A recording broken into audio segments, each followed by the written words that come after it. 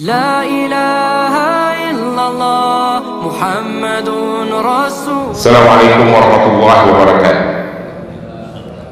Alhamdulillahilladzi arsala rasulahu bil huda wa dinil haqqi wa yudhhirahu 'ala dini kullihi wa kafa billahi 'alima. Ashhadu an la ilaha illallah wahdahu la syarika lah wa ashhadu anna sayyidina Muhammadan 'abduhu wa rasuluh. Allahumma salli wa sallim wa barik ala sayyidina Muhammadin wa ala alihi wa ashabihi wa man tabi'ahu ila yaumil din.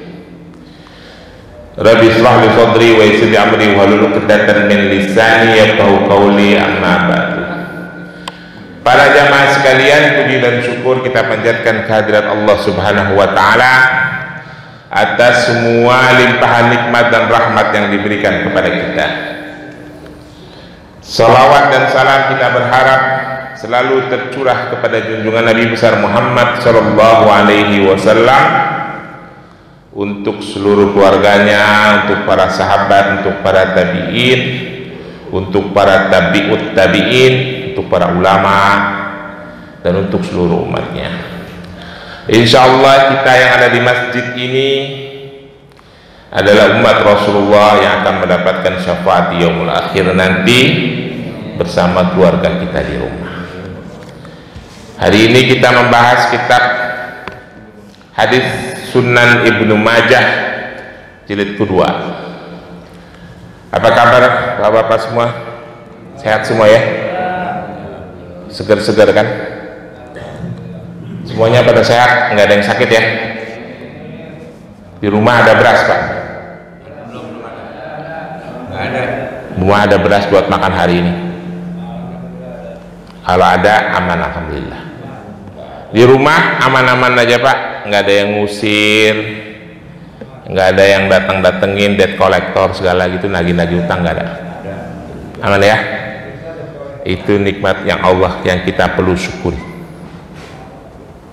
Nikmat yang kita sering lupa. Rasulullah dalam Sunan Ibnu Majah ini babnya bab zuhud. Halaman nomor hadisnya 4141.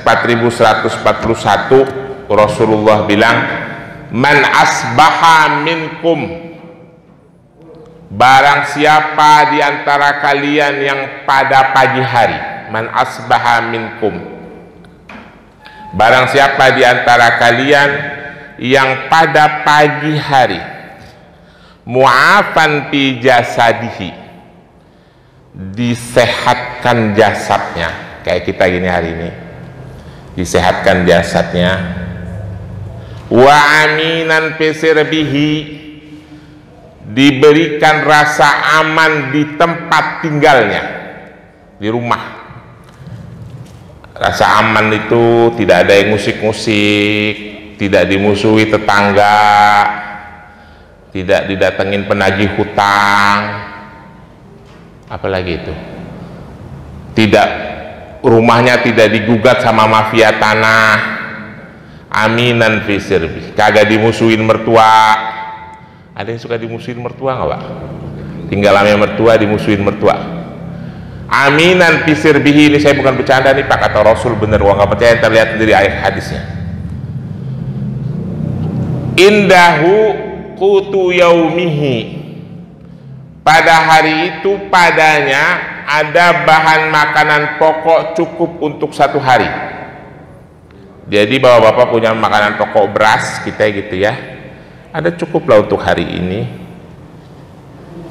Faka'annama hazat lahu dunya, maka itu seperti dunia dikumpulkan untuknya ya. Itu nikmat yang luar biasa Pak. Diberikan kesehatan, rumah tidak diusik-usik, punya tempat tinggal, punya tempat bernaung, aman kan Pak? Karena kita lupa Pak, diberikan kesehatan, punya rumah, di PHK sama kantor, pusingnya minta ampun, anak dimaki-maki, istri dimaki-maki, kufur nikmat, ngeluh kesana kemari. Ada nggak yang begitu Pak? Ya, orang itu hilang kenikmatan tempat tinggalnya. Kita walaupun kita rumah kita tipe 45, tipe 36, tipe berapa lagi sih di sini 54, tapi kita nyaman di rumah kita. Saudara-saudara kita di Palestina, jangankan tinggal di rumah, tinggal di pengungsian aja dibom-bom. Saudara-saudara kita di Sudan juga lagi bermasalah sekarang, perang saudara. Jangan jauh-jauh lah Sudan, Palestina.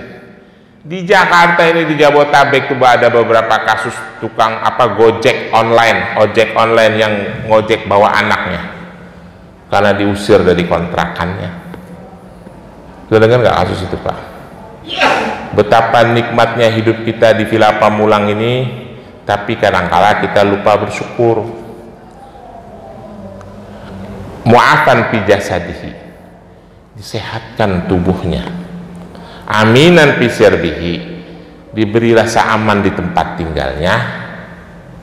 Indahu qutu yaumihi, padanya dia punya makanan pokok cukup untuk hari itu. Maka Rasulullah bilang faka'annama hazat lahu dunya, orang itu seperti dunia dikumpulkan untuknya, mendapatkan kebahagiaan, nikmat. Makanya patut kita syukuri. Bapak belum tahu ya, kalau nikmat kesehatan itu lagi diambil oleh Allah, Pak. Tanya aja yang suka nyesek. Ada yang suka nyesek nggak sini? Yang kita napas nih tiap hari, dapat oksigen 21%.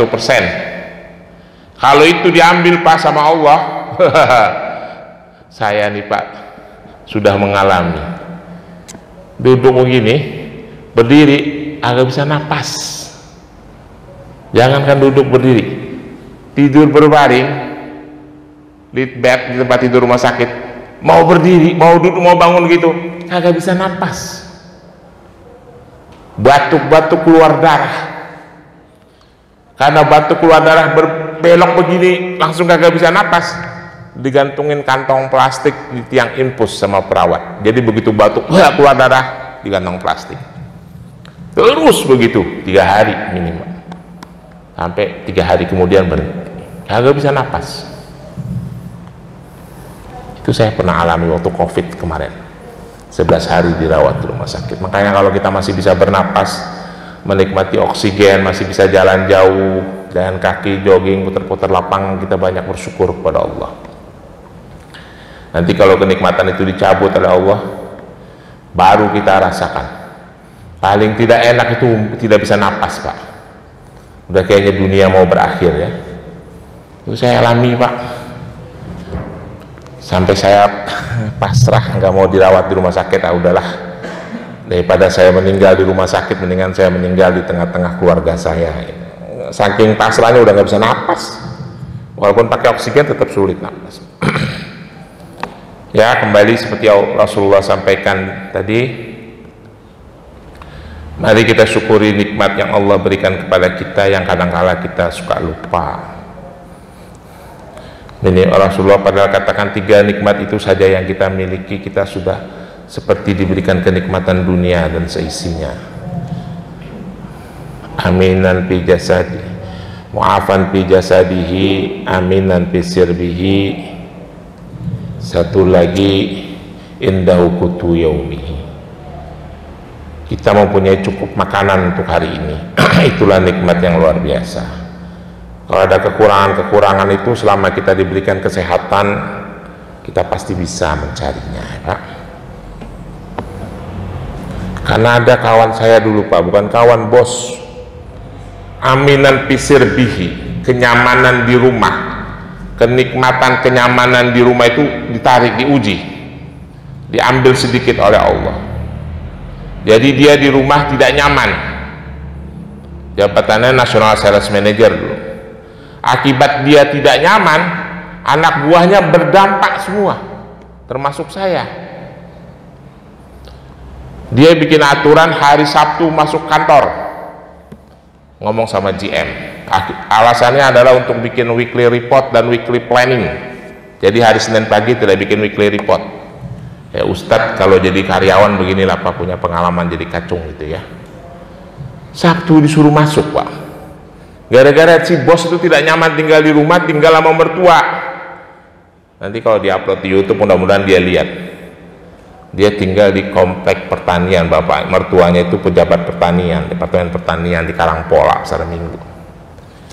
Dia tinggal sama mertua tidak nyaman, nggak mau tinggal nggak mau keluar rumah mulu, Sabtu kita disuruh masuk, padahal Sabtu itu libur. Akhirnya kita Sabtu masuk. Hari Sabtu itu, waktu itu awal-awal saya tinggal di Villa Pamulang, saya lagi demen-demennya mancing tuh sama Pak Joko. Mana Pak Joko? Nah, tanya Pak Joko, kita lagi mancing di Rawakalong Pak Joko ya, borong empang si kopral dulu. Lagi demen-demennya mancing, gara-gara dia saya jadi kagak ikut mancing kalau Pak Joko borong empang tuh hari Sabtu. Kenikmatan dicabut Pak, jadi saya ikut-ikutan, kenikmatan saya dicabut juga. Pak Joko mancing and the gang sama grup kita, saya nggak bisa ikut gara-gara Sabtu disuruh masuk kantor. Kenapa Sabtu disuruh masuk kantor? Ya itu gara-gara dia kagak betah di rumah, mertuanya galak, akhirnya kita Sabtu suruh masuk, formalitasnya setengah hari tapi sampai jam 4 sore, padahal kan ngapa-ngapain orang Sabtu. Nah itulah kenikmatan dicabut. Di sini nggak ada kan Pak yang kenikmatan tinggal di rumahnya dicabut, tinggal itu contoh ya, contoh kecil. Maka itu kita banyak bersyukur kepada Allah. Biasa minggu depan kita banyak membahas bab-bab tentang zuhud, karena di Masjid At-Taubah ini sudah waktunya kita membahas bab-bab tentang zuhud ya. Jamaahnya udah banyak yang senior, banyak mendekatkan diri kepada Allah lah. Baik, ini baru kita masuk kok, tadi pembukaan doang. Kemarin yang minggu lalu kita membahas mengenai kehidupan bertetangga yang saling menghargai. Saking pentingnya bertetangga itu, Jibril alaihissalam selalu menasihati Rasulullah tentang bagaimana harus berbuat baik kepada tetangga. Sampai Rasulullah menduga, karena seringnya Jibril menasihati dia, bahwa tetangga itu akan saling mewarisi, bahwa tetangga itu adalah ahli waris sebelum hukum fikih sempurna diturunkan. Karena begitu Islam perhatian dengan hubungan sesama tetangga, baik tetangga yang dekat maupun tetangga yang jauh. Sampai saya sampaikan dalam ayat Al-Quran kemarin, surah An-Nisa ayat 93, Allah pun menyampaikan dalam Al-Quran ya, wa'budullaha wa la tusyriku bihi syai'an wa bil walidaini ihsanan wa dzil qurba wal yatama wal masakin wa jari dzil qurba wa jaril junubi. Menghambalah kamu kepada Allah, jangan kamu menyekutukannya, sempurnakan kebaikanmu kepada kedua orang tuamu, kepada anak yatim, kepada fakir miskin, kepada kaum kerabat, saudara ayah kita, saudara ibu kita, saudara sepupu kita. Dan Allah lanjutkan, wa dzarijil qurba, kepada tetanggamu yang terdekat, wa jaril junubi, dan tetangga-tetangga yang terjauh. Ya, terakhir Allah bilang dalam ayat itu apa? Innallaha la yuhibbu man kana mukhtalan fakhura. Bapak mengerti tidak kenapa Allah bilang di akhir ayatnya innallaha la yuhibbul man kana mukhtalan fakhura? Allah tidak suka kepada orang-orang yang sombong dan membangga-banggakan diri. Karena di mata Allah ini manusia yang paling mulia cuma yang paling bertakwa. Ya Pak, paham kan Pak? Udah ngerti semua kan ini? Dan masalah takwanya manusia itu yang punya hak menilai hanya Allah.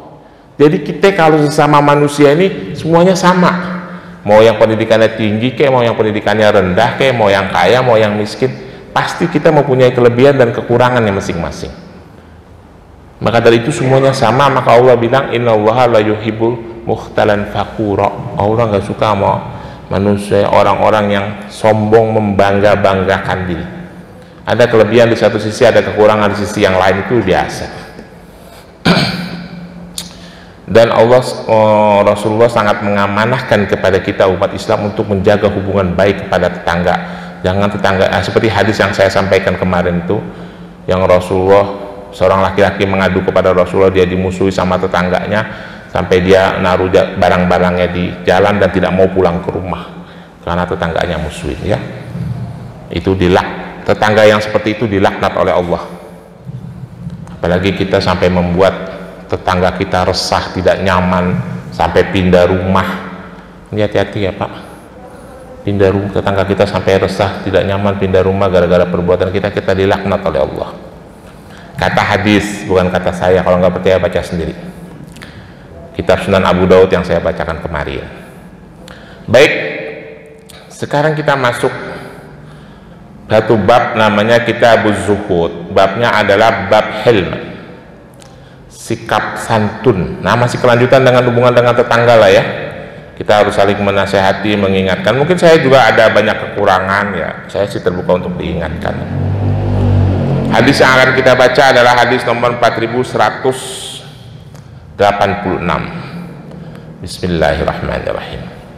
Hadatsana Harmala ibnu Yahya, hadatsana Abdullah ibnu Wahab, hadatsani Sa'id ibnu Abi Ayyub an Abi Marhum an Sahal ibnu Mu'az ibnu Anas an abihi ana Rasulullah sallallahu alaihi wasallam qala man kadzaba ghaidha wa huwa qadilu alla ayunfidhahu da'ahu Allahu ala ra'sil khalaiq yaumal qiyamah hatta yukhayyaruhu fi ayyuhurin sya'an. Saya ulangi ya. Qala man kazamal ghaidha wa huwa qadiru ala yunfidhahu da'ahu Allahu ala ra'sil khalaiqi yaumal qiyamah hatta yukhayyaruhu fi ayyuhurin sya'an. Kira-kira artinya begini. Meriwayatkan kepada kami Harmala ibnu Yahya, meriwayatkan kepada kami Abdullah ibnu Wahab, meriwayatkan kepadaku Sa'id ibnu Abi Ayyub dari ayahku, dari marhum, dari Sahal ibnu Mu'az ibnu Anas, dari ayahnya, bahwasanya Rasulullah Shallallahu Alaihi Wasallam berkata, man kadzaba ghaidha, barang siapa orang yang bisa menahan amarahnya, menahan emosinya, menahan amarahnya, man kazamal ghaidha wa huwa qadiru ala yunfidhahu, padahal orang itu mempunyai peluang, mempunyai kemampuan, mempunyai segala hal untuk melampiaskan amarahnya. Ada orang yang mampu menahan amarahnya padahal dia bisa saja marah gitu, kurang lebih begitu ya. Da'allahu ala ra'sil khalaiqi yaumal qiyamah. Orang itu Pak, kalau kita mampu menahan emosi kita, menahan amarahnya dalam setiap keadaan, pada saat emosi kita terpancing, da'allahu ala ra'sil khalaiqi yaumal qiyamah, dia itu nanti di hari kiamat akan dipanggil oleh Allah. Da'allahu hatta yukhayyaruhu fi ayyuhurin sya'an. Di surga itu dia dipanggil oleh Allah di hadapan makhluk-makhluk Allah yang lain. Setelah dipanggil kata Allah, kamu sini, kamu itu yang di dunia itu orang paling pandai menahan emosi, paling pandai menahan amarah. Allah bilang, ini nih makhlukku yang paling pandai menahan emosi di dunia, paling pandai menahan amarah, paling bisa mengendalikan diri. Itu, ini kata hadis bukan kata saya. Hatta yakhayyaruhu, sampai dia disuruh milih, khiyar artinya milih, hurin sa'an, bidadari yang dia mau. Misalnya Pak Victor orangnya pandai menahan emosi, pandai menahan amarah selama hidupnya di dunia. Nah, di hari akhir, di yaumul qiyamah, di surga dipanggil oleh Allah, diperkenalkan di hadapan makhluk-makhluk Allah yang lain. Ya, makhluk Allah, masuk Allah yang lainnya saya nggak tahu apaan, apa sesama manusia apa yang lain. Taruhlah sesama manusia. Lalu dia disuruh milih bidadari yang dia sukai. Pak, jadi kalau kira-kira bapak-bapak hari ini bidadarinya kurang disukain, bidadari di rumah disukain nggak Pak? Nah, bidadari di rumah jangan senyum-senyum aja Pak. Aduh, kira-kira bapak-bapak bidadarinya kurang disukain sekarang di rumah lantaran udah peot. Nah kalau yang ini boleh ini nih, boleh diedit, ntar saya dimusuhin emak-emak lagi.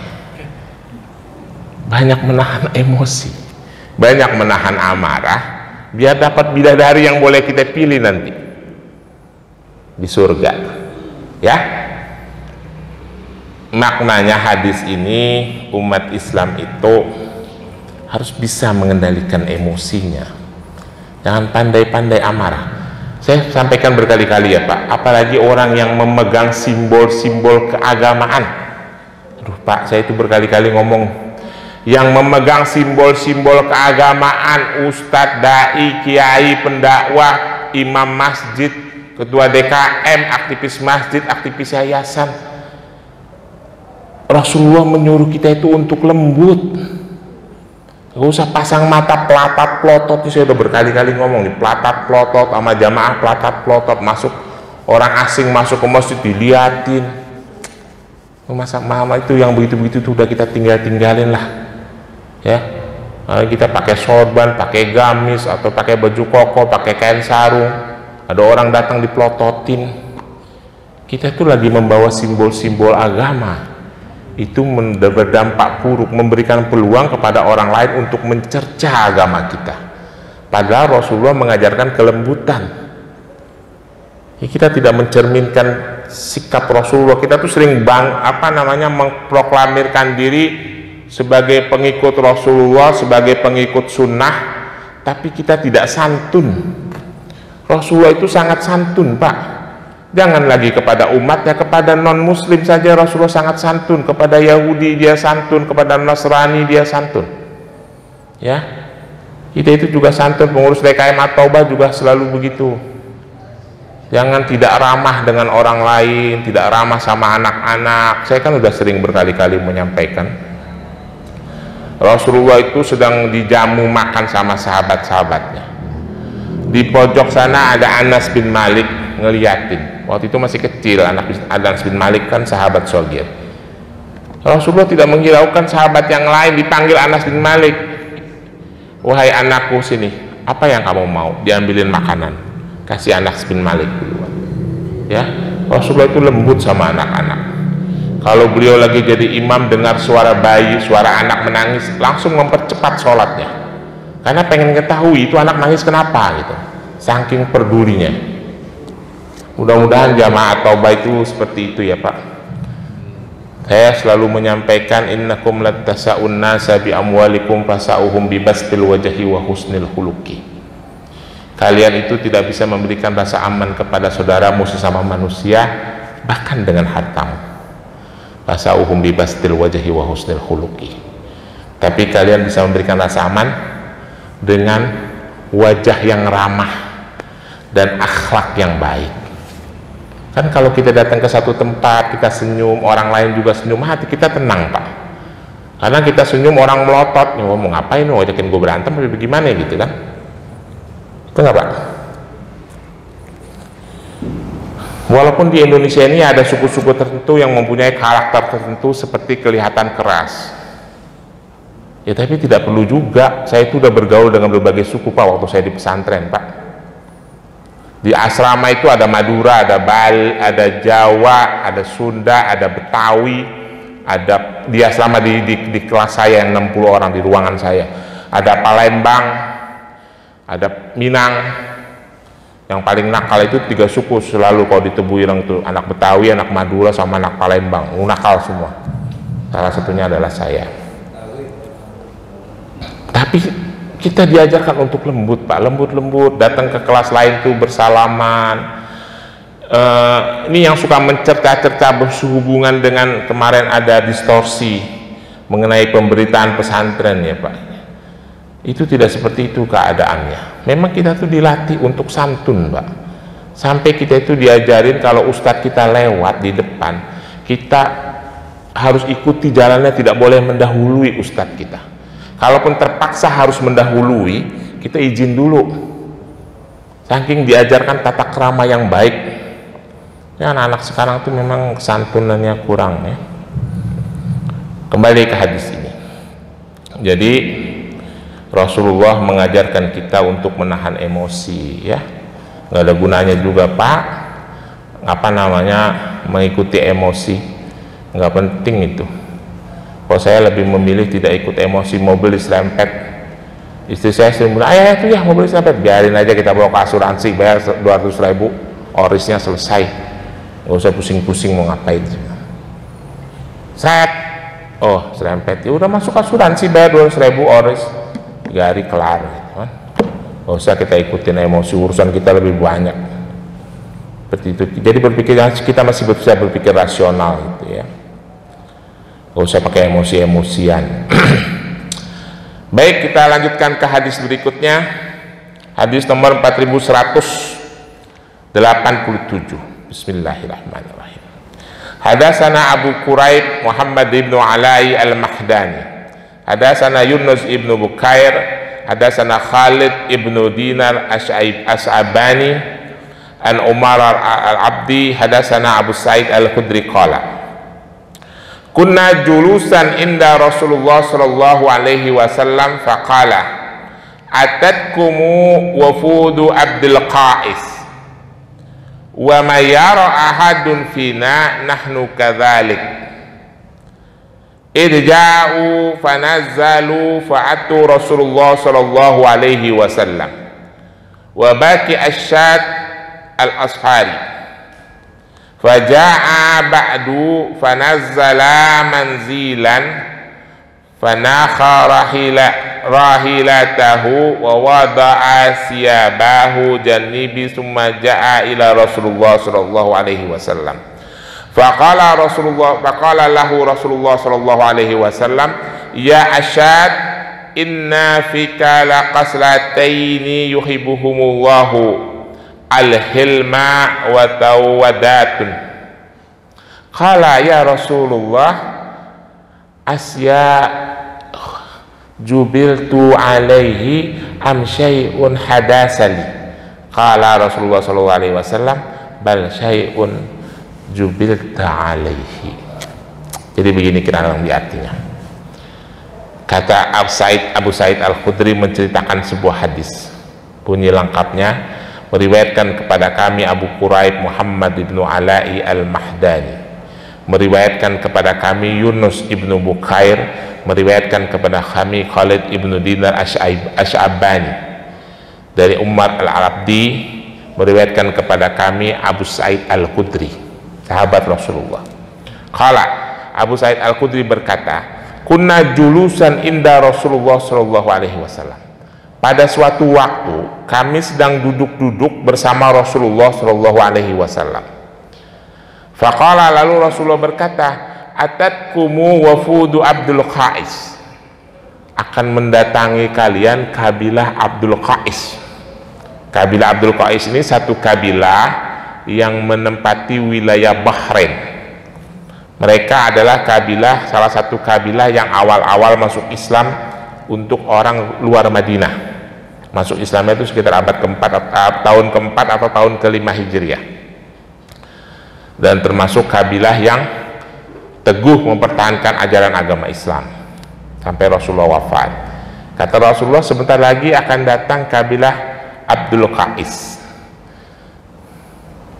Tapi kata Abu Sa'id Al-Khudri, wa ma yara ahadun fina nahnu kadzalik. Tapi kami tidak melihat rombongan itu datang, kata Abu Sa'id Al-Khudri. Izja'u fanazzalu fa'atu Rasulullah sallallahu alaihi wasallam. Tiba-tiba datang, nongol rombongan kabilah Abdul Qais dari Bahrain. Wa baki asyad al-ashari. Salah satu dari mereka tertinggal. Jadi dari rombongan kabilah Abdul Qais itu yang sekian puluh orang, ada yang tertinggal, yang agak lambat jalannya. Lalu cuma orang ini cukup dikenal ya.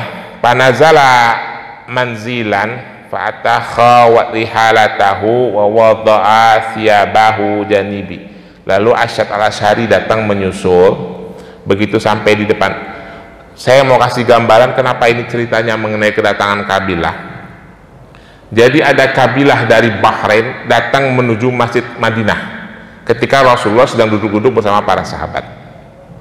Gambarannya begini Pak, biar Bapak mengerti. Begitu rombongan itu datang, gubrak, langsung berhenti di depan, langsung masuk ke dalam masjid, duduk blak gitu, terburu-buru. Sahabat bingung, lah tadi nggak kelihatan, sekarang jadi rame, kurang lebih begitu. Ya, kata makanya Abu Sa'id Al-Khudri mengatakan, wa ma yara ahadun finna nahnu kadzalik ija'u fanazalu fa'atu Rasulullah SAW. Sebelumnya nggak kelihatan, tiba-tiba datang gubrak gitu, terburu-buru. Lalu ada yang ketinggalan satu, namanya Asyad. Asyad ini jalannya pelan, santai.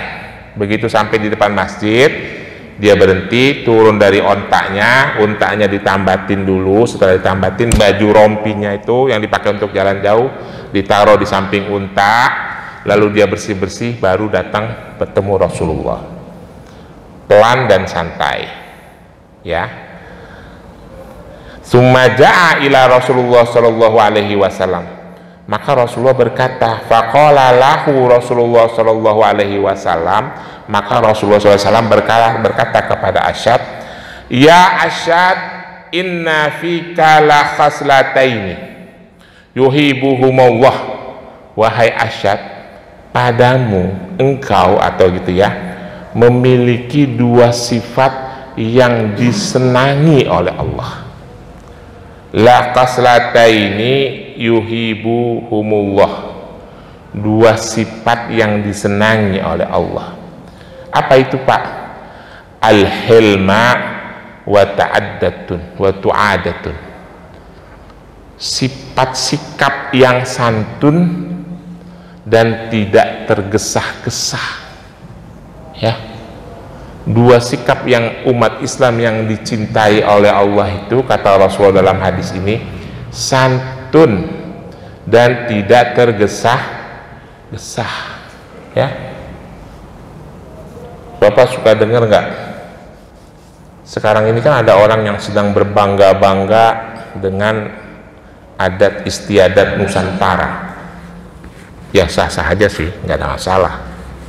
Ya, kita ini kan terdiri dari beberapa suku-suku. Lalu ada ustadz-ustadz, kiai-kiai yang membanggakan adat istiadat yang terbaik itu di Indonesia. Islam itu datang di Indonesia itu sangat tepat mengajarkan akhlak, tapi sebenarnya orang Indonesia sudah berakhlak dengan baik, yaitu benar. Tapi bukan berarti Islam tidak mengajarkan akhlak. Islam juga mengajarkan dengan baik dan tepat. Islam selalu menekankan kesantunan, kesopanan, berkata-kata dengan lembut. Ya, walaupun di Indonesia suku-suku tertentu juga orangnya sangat santun, ya. Itu tidak kita pungkiri, tapi kita tidak menegasikan ajaran Islam lantaran kita sudah punya budaya yang baik. Budaya kita baik, ajaran Islam jauh lebih baik. Ya, dalam hadis ini Rasulullah mengatakan hilma wa tau'adatu, santun dan tidak tergesa-gesa. Lalu si Asyad berkata, qala ya Rasulullah asyai'un jubiltu alaihi, apakah ini emang bawaan saya begini, am syai'un hadasali, atau sesuatu yang datang belakangan karena saya belajar atau karena saya membiasakan diri. Qala Rasulullah sallallahu alaihi wasallam, bal syai'un jubilta alaihi, itu memang sudah bawaan kamu. Jadi orang-orang yang santun dan berperi, tidak tergesa-gesa itu adalah sifat yang, sikap yang disukai oleh Allah. Ya, kita mulai belajar ya Pak, mulai belajar. Karena saya itu orang marketing ya Pak. Orang marketing itu kan selalu di training sana, training sini, training representative excellence, training selling skill, training zaman dahulu tuh yang tahun 2000 yang lagi heboh-hebohnya 7 habit, training 7 habit gitu ya. Itu kebanyakan dari training itu, walaupun diajarkan sama barat awalnya ya ilmunya. Saya training 7 habit itu di Singapura, itu semuanya ilmu Islam Pak. Kalau Bapak pelajarilah, terikut training itu, situational leadership in action lah, banyaklah saya ikut trainingnya karena kerja di perusahaan asing. Itu semuanya ilmu agama Islam, ya. Ada satu hal yang saya ambil dari training itu yang paling saya pegang sampai hari ini, tidak menyela pembicaraan orang lain. Dengan begitu kita bisa mengendalikan diri dan mengendalikan aliran pikiran kita, alur pikiran kita. Dulu waktu masih muda kan begitu, karena seringnya berdebat, sering menyela. Tapi setelah di training tuh saya dengar orang ngomong tuh, saya dengerin sampai selesai, baru kita bisa mengendalikan diri, bisa mengatur alur pikiran kita untuk berargumen kepada lawan kita, lawan bicara kita. Ya, itu semuanya materi-materi itu sesuai dengan ajaran Islam. Tapi mereka yang menerapkan, kita meninggalkan ajaran agama kita sendiri. Mari kita lanjutkan hadis berikutnya, sama kurang lebih hadis nomor 4188. Hadatsana Ishaq al-Harami, hadatsana Abbas ibnu Fadil al-Ansari, hadatsana Qurrah ibnu Khalid, hadatsana Abul Jamrah an Ibnu Abbas anna Nabi sallallahu alaihi wasallam qala li Asyad al-Ashari inna fika khalastaini yuhibuhumullah al-hilma wal haya. Jadi kurang lebih sama, Ibnu Abbas berkata kepada Asyad, salah satu orang anggota kabilah Bani Qais, engkau itu punya dua sikap yang disukai oleh Allah. Apa itu?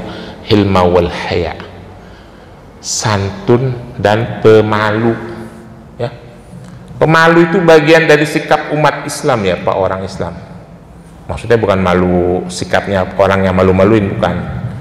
Malu berbuat jahat, malu melakukan kezoliman, malu melanggar syariat Islam.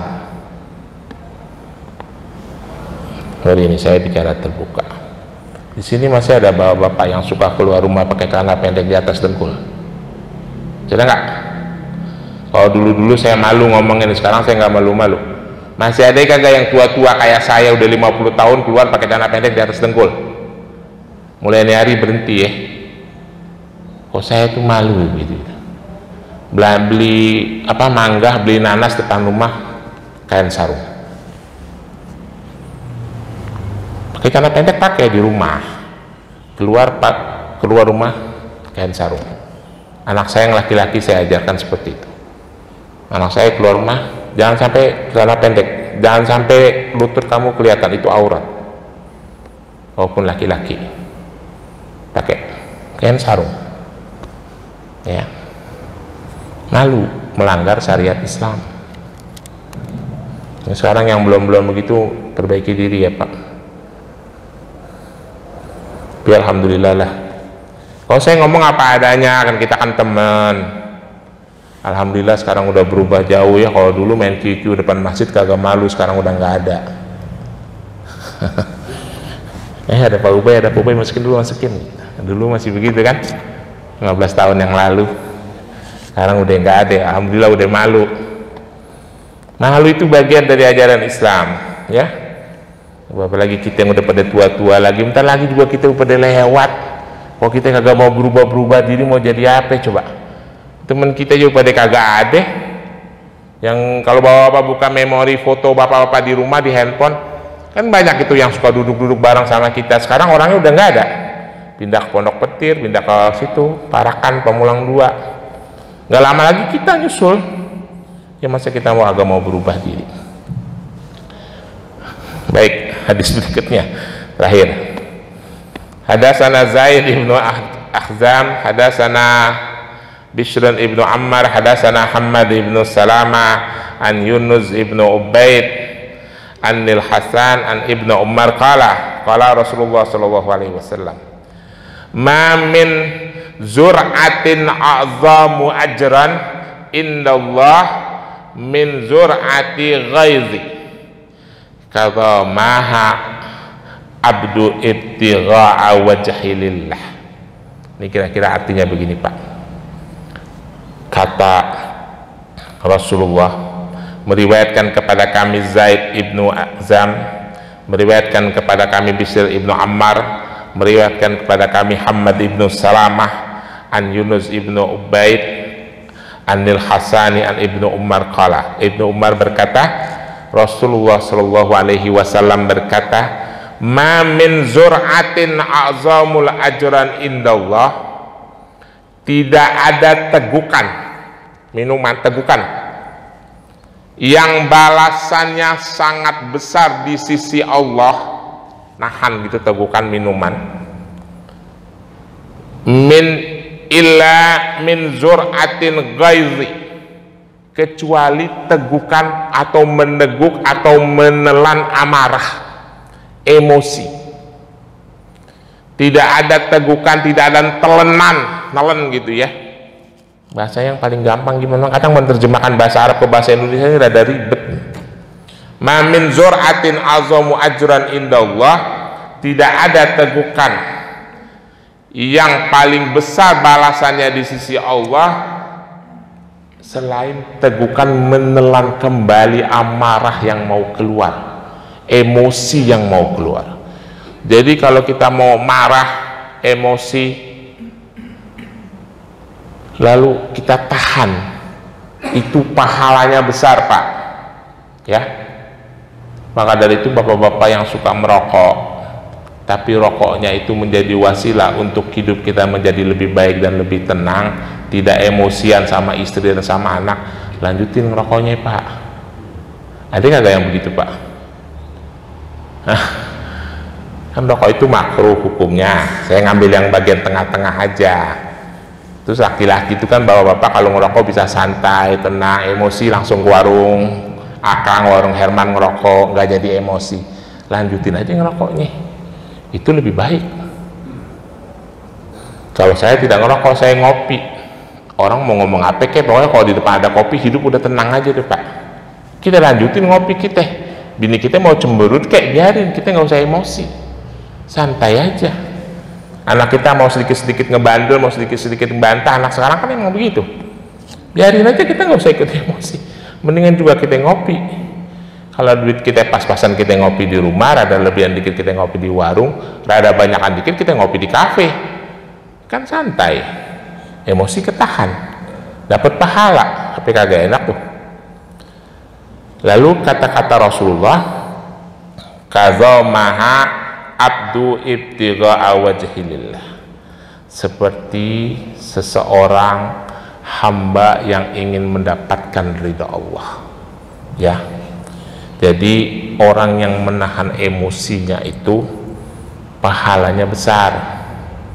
Maka dari itu melatih dirilah untuk pandai-pandai menahan emosi. Bapak-bapak sekalian, inilah bagian dari akhlak, bagian dari sikap kita sebagai seorang muslim yang diajarkan oleh Rasulullah. Makanya nanti itu kalau Masjid At-Taubah udah syuruk ya, Masjid At-Taubah ke depan itu kalau ngadain maulid, ini masukan buat DKM ya, kan nanti ada barzanzi tuh, dibacain tuh kan di barzanzi itu sikap-sikap dan sifat-sifat Rasulullah. Kalau nyari tim barzanzi, nyari yang bacaannya bisa yang terjemahan aja bahasa Indonesia. Rasulullah itu sikapnya begini, biar jamaah paham. Jamaah paham biar bisa niru. Ya kan? Saya itu termasuk orang yang suka dengan Maulid Nabi karena membacakan sifat-sifat dan sikap-sikap perilaku Rasulullah. Cuma sayangnya dibacainnya pakai bahasa Arab, yang ngerti sedikit. Ya, besok-besok kalau ada tim barzanzi di At-Taubah itu bacanya pakai bahasa Indonesia sih. Ketika dia menceritakan tentang perilaku Rasulullah, pakai bahasa Indonesia saja biar jamaah mengerti, oh Rasulullah itu begitu, dia bersikap kepada istrinya, bersikap kepada tetangganya, bersikap kepada para sahabatnya, biar kita bisa meniru. Karena Rasulullah itu kalau urusan akhlak, urusan kesantunan, sudah tidak ada manusia yang lebih sempurna dari beliau. Saya kira begitu Bapak-bapak. Lebih kurangnya mohon maaf. Ada pertanyaan? Kalau tidak ada pertanyaan, kita cukupkan sampai di sini. Lebih kurangnya mohon maaf atas semua kesalahan dan kekhilafan kata. Billahi taufiq wal hidayah. Wassalamualaikum warahmatullahi wabarakatuh.